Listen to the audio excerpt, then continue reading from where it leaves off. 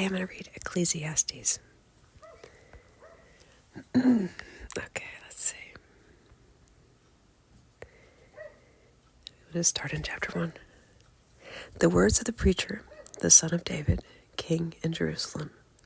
Vanity of vanities, saith the preacher. Vanity of vanities, all is vanity. What profit hath a man of all his labor which he taketh under the sun? One generation passeth away, and another generation cometh, but the earth abideth forever. The sun also ariseth, and the sun goeth down, and hasteneth to his place where he arose. The wind goeth toward the south, and turneth about unto the north. It whirleth about continually, and the wind returneth again, according to its circuits. All the rivers run into the sea, yet the sea is not full.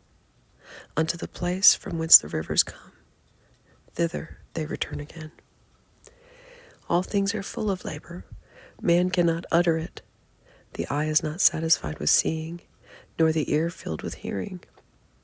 The thing that hath been, it is that which shall be, and that which is done is that which shall be done. And there is no new thing under the sun. Is there anything whereof it may be said, See, this is new? It hath been already of old time, which was before us. There is no remembrance of former things, neither shall there be any remembrance of things that are to come with those that shall come after. I, the preacher, was king over Israel in Jerusalem, and I gave my heart to seek and search out by wisdom concerning all things that are done under heaven. The sore travail hath God given to the sons of man to be exercised therewith. I have seen all the works that are done under the sun, and behold, all is vanity and vexation of spirit. That which is crooked cannot be made straight, and that which is wanting cannot be numbered. I communed with mine own heart, saying, Lo, I am come to great estate, and I have gotten more wisdom than all they that have been before me in Jerusalem. Yea, my heart had great experience of wisdom and knowledge. And I gave my heart to know wisdom, and to know madness and folly. I perceived that this also is vexation of spirit. For in much wisdom is much grief, and he that increaseth knowledge increaseth sorrow. Okay, we'll get to chapter 2 here. I'm not sure how to... Let me see. There it is, okay. All right, chapter 2. Again, this is the King James Version. Okay. I said in mine heart, Go to now. I will prove thee with mirth. Therefore enjoy pleasure, and behold, this also is vanity. I said of laughter, It is mad, and of mirth, what doeth it? I sought in mine heart to give myself unto wine, yet acquainting mine heart with wisdom, and to lay hold on folly, till I might see what was that good for the sons of men, which they should do under heaven all the days of their life. I made me great works, I builded me houses, I planted me vineyards. It sounds sort of Scottish. I planted me vineyards. I made me gardens and orchards, and I planted trees in them of all kinds of fruits. I made me pools of water to water therewith the wood that bringeth forth trees. I got me servants and maidens, and had servants born in my house. Also I had great possessions of great and small cattle, above all that were in Jerusalem before me. I gathered me also silver and gold, and the peculiar treasure of kings and of the provinces. I got me men singers and women singers, and the delights of the sons of men, as musical instruments, and that of all sorts. So I was great, and increased more than all that were before me in Jerusalem. Also my wisdom remained with me. And whatsoever mine eyes desired, I kept not from them. I withheld not my heart from any joy, for my heart rejoiced in all my labor, and this was my portion of all my labor. Then I looked on all the works that my hands had wrought, and on the labor that I had labored to do. And behold, all was vanity and vexation of spirit, and there was no profit under the sun. And I turned myself to behold wisdom, and madness, and folly. For what can the man do that cometh after the king? Even that which hath been already done. Then I saw that wisdom excelleth folly, as far as light excelleth darkness. The wise man's eyes are in his head, but the fool walketh in darkness.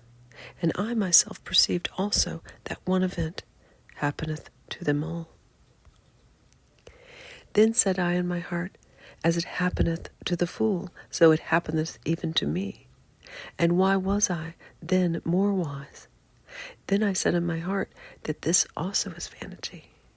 For there is no remembrance of the wise, more than of the fool forever, seeing that which now is in the days to come shall all be forgotten. And how dieth the wise man? As the fool. Therefore I hated life, because the work that is wrought under the sun is grievous unto me. For all is vanity and vexation of spirit. Yea, I hated all my labor which I had taken under the sun, because I should leave it unto the man that shall be after me. And who knoweth whether he shall be a wise man or a fool, yet shall have rule over all my labor wherein I have labored, and wherein I have shewed myself wise under the sun. This is also vanity. Therefore I went about to cause my heart to despair of all the labor which I took under the sun. For there is a man whose labor is in wisdom, and in knowledge, and in equity. Yet to a man that hath not labored, therein shall he leave it for his portion. This also is vanity and a great evil. For what hath a man of all his labor, and of the vexation of his heart, wherein he hath labored under the sun? For all his days are sorrows, and his travail grief, yea, his heart taketh not rest in the night. This is also vanity. There is nothing better for a man than that he should eat and drink, and that he should make his soul enjoy good in his labor. This also I saw, that it was from the hand of God. For who can eat, and who else can hasten hereunto more than I? For God giveth to a man that is good in his sight wisdom and knowledge and joy. But to the sinner he giveth travail, to gather and to heap up, that he may give to him that is good before God. This also is vanity and vexation of spirit.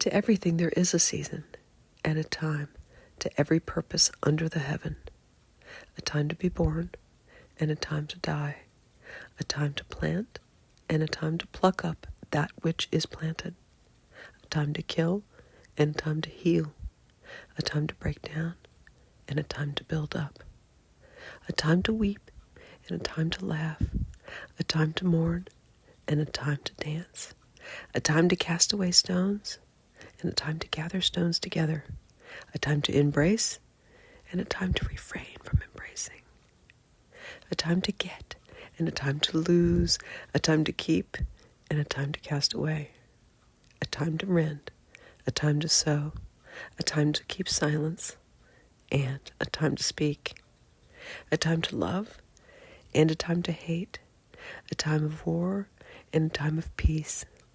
What profit hath he that worketh in that wherein he laboureth?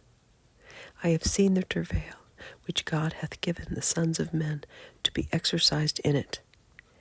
He hath made everything beautiful in his time, and he hath set the world in their heart, so that no man can find out the work that God maketh from the beginning to the end. I know there is no good in them, but for a man to rejoice and to do good in his life, and also that every man should eat and drink and enjoy the good of all his labor. It is the gift of God. I know that whatsoever God doeth, it shall be forever. Nothing can be put to it, nor anything taken from it, and God doeth it that men should fear before him. That which hath been is now, and that which is to be hath already been, and God requireth that which is past. And moreover, I saw under the sun the place of judgment, that wickedness was there, and the place of righteousness, that iniquity was there. I said in mine heart, God shall judge the righteous and the wicked, for there is a time there for every purpose and every work. I said in mine heart concerning the estate of the sons of men, that God might manifest them, and that they might see that they themselves are beasts. Oh gosh, yuckers. For that which befalleth the sons of men befalleth beasts. Even one thing befalleth them. As the one dieth, so dieth the other. Yea, they have all one breath, so that a man hath no preeminence above a beast, for all is vanity. All go unto one place, all are of the dust, and all turn to dust again. Who knoweth the spirit of man that goeth upward, and the spirit of the beast that goeth downward to the earth? Wherefore I perceive that there is nothing better than that a man should rejoice in his own works, for that is his portion. For who shall bring him to see what shall be after him?